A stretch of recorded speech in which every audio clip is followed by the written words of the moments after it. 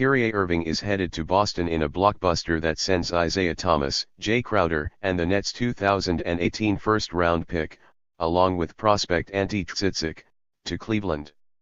The deal is a shocker and difficult to figure. Here are the winners and losers in another NBA summer stunner. Winner, Kyrie Irving. Irving's goals were clear. He wanted to be the man and still win at a high level.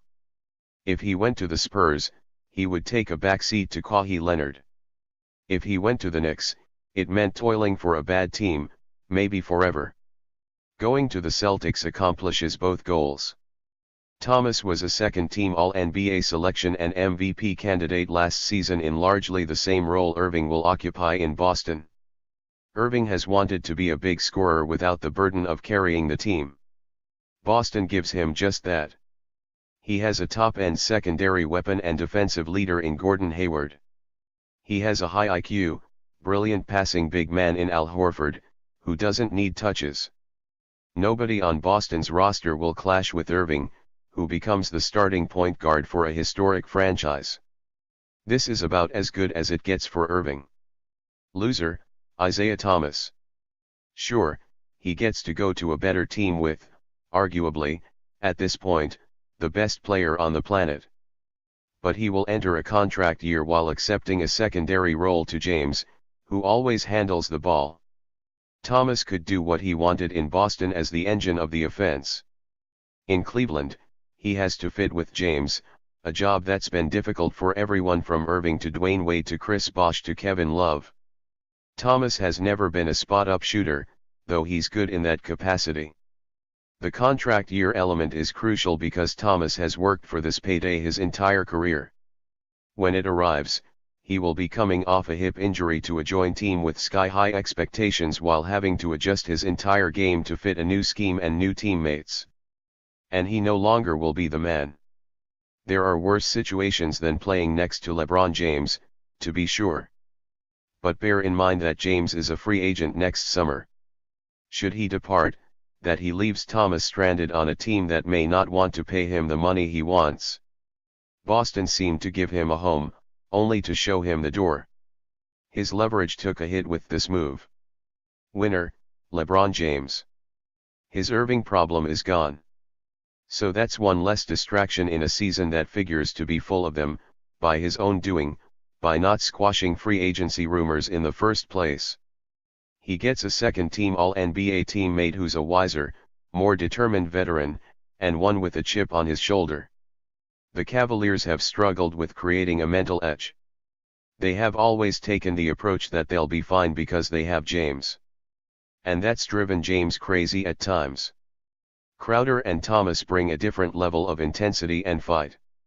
They have that dog in them, as the saying goes, and that will help. Crowder provides a big forward who can allow James some rest on the defensive end, and a player who can hit spot-up jumpers. Thomas is at least the playmaker and scorer as Irving is, unless there are injury concerns because of his hip. Should James stay, that 2018 Nets pick represents an opportunity to add a young star.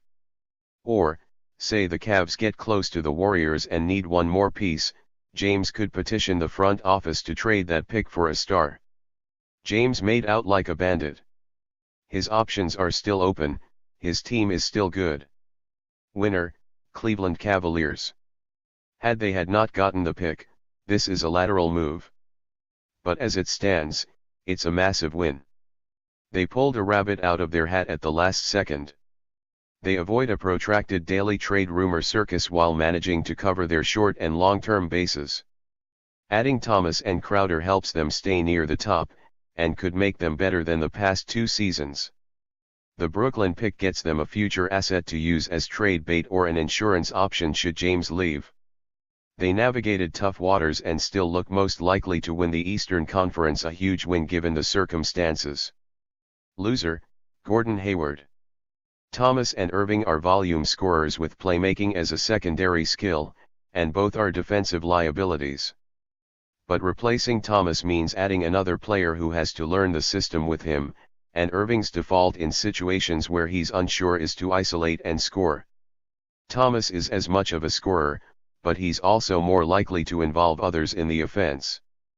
For example, Thomas ran isolation 248 times last season via Duck Synergy Sports, including passes out.